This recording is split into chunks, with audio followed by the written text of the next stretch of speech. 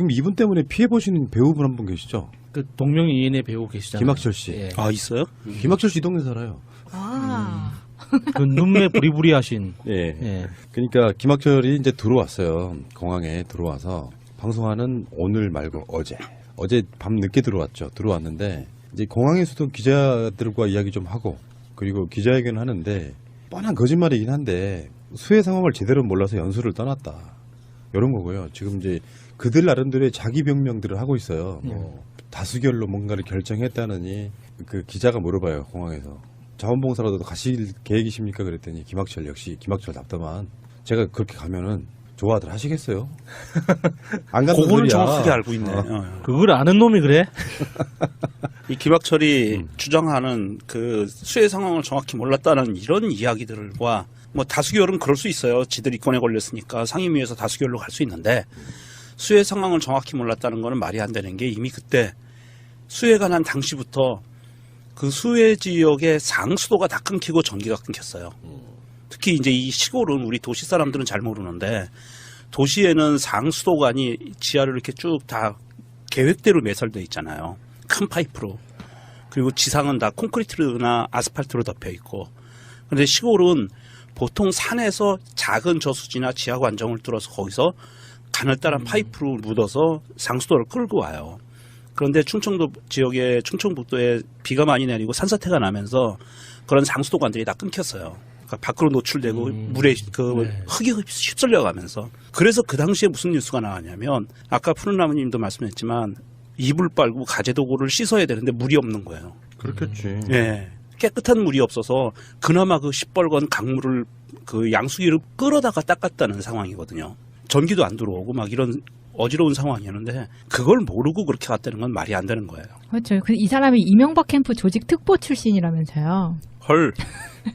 그렇더라고요. 그 후에 이제 충북 도의회 자한당 소속 초선 의원이 된 건데 이 정도 물난리에도 저렇게 외유성 출장을 나간다는 걸 보면은 그보다 작은 사안들은 안중에도 없다는 이야기예요. 그러니까요. 이게 갔어도 프랑스에 간다고 했던가요? 이탈리아, 프랑스, 유럽 일주였어요. 거기에 미리 그 전날 그 수해가 나기 그 전날에 미리 가서 그 현지에서 소식을 들었어도 바로 귀국을 해야지 당연한 사안에 이걸 갈까 말까 다수결을 했다. 이게 같이 가기로 했던 의원들끼리 다수결로 정했다는 건 다 마음 한구석에 가야겠다는 마음이 있었다는 뜻이잖아요. 다수결 정했어도 다 가는 걸로 그러니까 했잖아요. 거기에 단 한 사람만이라도 절대 가면 안 된다. 우리 가면은 우리 지금 대민 지원 나가야 된다라고 한 사람만이라도 주장했으면 다수결 같은 거 필요가 없는 거거든요. 근데 그 모든 인간들 마음속에 가고 싶었지. 그래도 가야지라는 마음이 있으니까 결국에는 다수결이라는 제도를 이렇게 밀어붙인 것밖에 안 되는 거죠. 너무 비겁하고 돌변한 거예요. 그러니까 이게 이따가 다시 또 다른 얘기를 진행시켜봐야 되는데 사실 김학철 얘는 외유 간 거는 욕 먹고 싸지만 발언이 문제가 돼서 지금 더 공분사고 있는 거고요. 네. 그렇죠. 실제로는 원래 6명이었어요. 원래 6명이었는데 처음에 김학철, 이연구, 박한범, 박봉순 이 사람들이 자유한국당 소속이고요. 더불어민주당에는 최병윤 이번에 갔다 돌아와서 지금 그 얘기가 돼 있는 거고 다음에 연철음이라고 있어요. 민주당에 연철음 의원은 아예 안 갔습니다. 그러니까 사전 진행 절차를 진행하지 않았어요. 그래서 5명이 떠나려고 했어. 공항까지 갔는데 이연구 자유한국당 소속의 이연구가 또 중간에 빠져요. 그러니까 김학철하고 박한범하고 박봉순하고 최병윤 이 4사람이 간 거예요. 근데 이게 김학철의 거짓말은 뭐냐면은 김학철이 가던 상황에 어떤 상황이 벌어졌냐. 수해가 났어요. 그 다음날 충북도의회가 정부의 특별 재난 지역으로 지정해달라고 기자회견했던 날이 그 다음 날이었고요. 심지어 거기 갔던 사람들 중에 그 기자회견에 참여했던 사람도 있어. 그리고 그 다음 날 출발을 한 거예요. 근데 김학철은 상황을 잘 몰라서 갔다고 하는 그 거짓말을 또 하고 있는 것이고요. 이연구나 연철음 이 두 사람 같은 경우는 상황이 심각하니까 아예 안 간 거고요. 그 자기들 나름대로 쉴드는 이런 거예요. 이게 지방선거 전까지 마지막 연수 기회인데 이게 가서 뭐 그런 거 있잖아요. 국익에 뭔가 좀 도움이 되거나 그런다 그러면 갈 수 있는데 이게 마지막 기회. 세금으로 해외여행을 해볼 수 있는 마지막 기회였던 거예요. 자기들끼리 연수한다 그러고 뭐 또 김학철의 쉴드는 그런 거더라고요. 자기가 이게 행정문화위원회인 거야. 그중에 문화만 딱 떼가지고 프랑스하고 이탈리아 간 이유가 그런 문화적인 어떤 그 행정에 대한 걸 보기 위해서 갔다 이런 식으로 이야기를 하는데 뭐 뻔한 거짓말처럼 보이고요. 근데 충주 수해 현장에서 심근경색으로 사망하신 분이 삽 한 자루로 14시간 복구 작업하다가 돌아가신 거거든요. 근데 누구는 충북의 문화를 위해서 필요한 출장이었다고 하고 나몰라라 비행기를 탔고 누군가는 그 빗속에서 복구하다가 돌아가셨는데 그 사람은 지금 순직 처리가 될지 안 될지도 모르는 상황인데 그러면 그 이 두 사람 중에 어떤 사람이 더 충북을 위한 사람이었을까요? 라는 생각을 해보면 김학철은 지금 거의 제명당했다는 이야기가 있던데요. 그 제명은 지금 확실해 보이는데 그거 갖고도 지금 말이 많아요. 자유한국당이 국회의원들이었으면 그게 불가능했어요. 제명이란 말. 그러니까 자기들 입장에서 보면 지방 의원들 면석 잃어봐야 자기한테 손에 되는 게 없고 국민적으로 이거 있잖아요. 이쪽에 더불어민주당도 한 명 있잖아요. 네. 더불어민주당은 어떻게 처리할지가 좀 난감해진 상황이긴 한데 더불어민주당이 공식 입장은 그거예요. 일단 윤리위원회 열어서 전과 후를 보고 결정하겠다고. 자유한국당은 이게 진짜로 포퓰리즘이지 바로 즉각 제명시켜버렸어요. 뭐 절차도 없이요? 물론 당연히 윤리위원회를 열죠. 그건 되게 요식행위죠. 그거는 당연히. 자유한국당이 원래 이렇게 제명시키는 정당이 아니거든요. 아닌데. 네, 원래 이런 거가 생활인 정당인데. 근데 이제 문제는 그게 그냥 외유 간 것은 제명 사유는 아니었을 거고요. 사실 네, 문제는 네. 김학철이죠. 네. 우리 레밍처럼 생긴 그 마차님. 이 방송만큼은 개, 돼지, 레밍 이렇게 가. 멍멍. 멍멍. 레밍은 소리 모르죠. 어떤 소리가 날지 모를 것 찍찍. 같은데. 레미는 어떻게 해야 돼요? 근데 레밍은 정말 귀엽게 생겼더라. 그리고 우리가 말하는 한국산 그 들쥐하고는 약간 느낌이 달라요. 근데 본인이 레밍이라고 했던 이야기에 대해서 네. 악의적인 편집의 피해자라고 이야기를 하고 있죠. 언론이 레밍 같다고 또 얘기를 하고 있어요. 근데 레밍 발언이 국민을 비하할 의도가 없다고 얘기를 했거든요. 그럼 저는 그럼 무슨 의도로 얘기를 한 건지가 되게 궁금한 귀엽다는 거예요. 의도로 귀엽다나요? 했을까요? 레밍처럼 귀여운 국민들 이런 해지를 할 수 있게. 그게 아마 기자가 무슨 김학철하고 무슨 철천지 원수가 졌다고 편집을 합니까? 그 말들 중에 그 원본을 깐다고 한들 제가 봤을 때는 특별히 달라질 건 없어 보여요. 물론 악마의 편집은 가능할 수도 있죠. 예를 들어서 뭐 앞부분에 굉장히 중요한 이야기는 다 빼버리고 뒷부분만 이야기하면 이제 상황이 정반대가 되는 것들 되게 많거든요. 편집하다 보면. 근데 그거를 기자가 어떤 사람이 국민을 레밍이라고 이야기했다. 하지만 난 그렇게 생각하지 않는다를 딱 빼고 우리 국민은 레밍이다. 이것이 악의적인 편집이잖아요. 그렇죠. 예. 문맥상으로 보면. 근데 김학철이 평상시 했던 그 이야기 워딩들이나 그 전과가 있던 사람이다 보니까 이 사람이 뭐 특별히 어떤 편집을 했건 간에 우리 국민을 쥐떼에 비유합니까? 저는 이 사람 구속시켜야 된다고 생각해요. 그 전에 발언으로만 보면. 그리고 다른 의원들은 다 수해 복구에 다 투입을 했어요. 뭐 박봉순 같은 경우에는 19일날 귀국한 날 바로 이날 복구 활동에 뛰어들었는데 김학철은 끝까지 나오지도 않았다고 하죠. 자기가 그러니까, 기자회견에서 한 얘기에 대한 약속을 지키는 거죠. 그러네요. 아니 그렇기는 한데 막상 이렇게 되어 있으면은 자기도 나와서 하는 모습을 보여줘야 되는데 그게 안 되고 나서는 현장에 안 나타났다고 하니까 더 괘씸하다는 이야기를 듣는 거죠. 애 맞아 죽을까봐 무서운 거예요. 맞아요. 네. 현장에 가면은 삽자루로 맞을 거야 아마. 그 공항에서 기자회견은 아니고 공항에서는 그냥 기자회견 아니고 그냥 인터뷰 형식. 거였는데 그 소리 들어보시면 여러분들 내가 그 아, 방송을 안 냈는데요. 야, 그분- 뒤쪽에서 배경으로 계속 욕을 해요. 김학철 이 새끼 나와 이 새끼. 너 이 새끼들.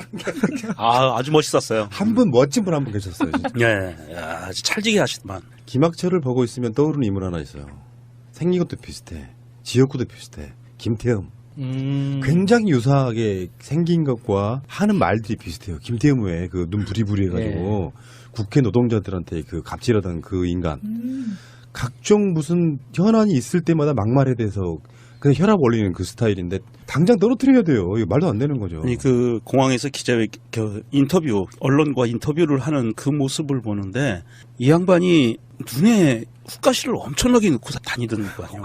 기자들을 상대로 막 눈에서 막 이 살기가 나와요. 눈에 힘이 들어가가지고 예전에 그 우리 우병우가 기자 막 이렇게 기자들한테 눈 부라리고 그랬던 거 있잖아요. 그런 것보다 더 심하게 기자들한테 그러더라고요. 그 지방으로 내려갈수록 사실 지방 의원들 좀 수준 떨어진다는 이야기는 수도 없이 했잖아요. 오죽했으면 우리가 뭐 회칼 들고 난동하는 광주 남구 의원 이런 사람도 있었잖아요. 가끔씩 왜 이런 이야기 하죠. 뭐 푸른 나무가 뭐 정치권에 졸되려고 뭐 정치인들하고 같이 방송한다. 아니거든요. 전혀 생각이 없고요. 그분들도 그런 관점으로 우리하고 방송하지 않아요. 그게 된다고 되지는 줄도 아니잖아요. 그게. 아니, 그리고 말이에요. 예를 들어 내가 정치할 생각이었으면 이런 짓거리 안 합니다. 현장에 뛰어가서 진짜로 뭔가 누구 보좌관이라도 시작하지. 아니고 그냥 그런 게 재밌는 거예요. 뭐 왜 그런 이야기를 하냐면은 사실 무슨 일 한다 그러면 모든 사회적 관계를 인과 아웃으로, 그러니까 인, 아웃, 뭔가를 하는 이유가 뭐뭐 때문일 것이다라고만 생각하는 사람들 입장에서 보면 그 모든 것들을 그렇게 바라보는 분들이 있잖아요. 니들 이렇게 열심히 하는 게 정치하려고 그러냐 뭐 이런 거. 근데 그런 거 말고 실제로 그렇게 정치하려고 어떤 현장에 뛰어드는 사람들이 꽤 있어요. 이런 거 있잖아. 왜 무슨 관변단체 비슷한 데서 이렇게 단체 하나 이렇게 만들어요. 회원도 몇 개 안 되는. 그러다가 그 지역 내에 그 여권에 있는 인사들과 이제 친교를 쌓고 뭐 이렇게 하다가 나중에 지방선거 같은 거 있으면은 자기 무슨 군 의원이나 시의원이나 도의원 이런 데 출마하시는 분들 꽤 있습니다. 네, 많아요. 그러니까 그런 식으로 정치적인 이득을 위해서 뛰는 사람들, 마치 지방의원이라는 게 대단한 권력이나 되는 것처럼.